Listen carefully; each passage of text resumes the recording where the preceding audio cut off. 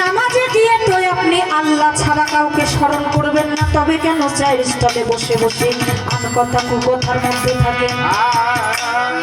কি বাবা, এটা আমাদের কর্তব্য।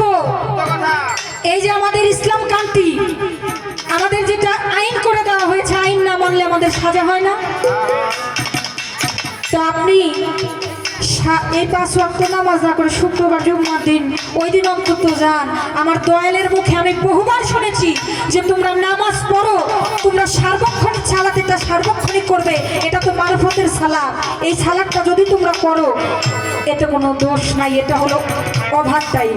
যে যত বেশি করবে তত বেশি ফল পাবে, কিন্তু ডিউটি যেটা সেটা তোমরা পালন করো। ডিউটির নামে কোনো খোঁজ নাই বাবা। আসল রেখে আপনারা যেটা করতেছেন, আমার বেয়াদবি হইলে মাফ করবেন, এই কারণে কিন্তু এই কথাগুলো শুনতে হয়। আপনারা মসজিদে যান, আপনি যখন মসজিদের মধ্যে গিয়ে নামাজ আদায় করবেন, মসজিদের মধ্যে ইমাম সাহেব যে কথোপকথন করবে, ওই কথোপকথনে তো আপনার দিকে নজরটা তার থাকবে না।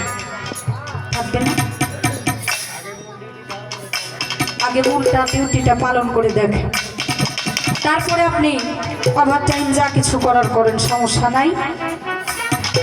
এবার আসি আপনার গানের কথা।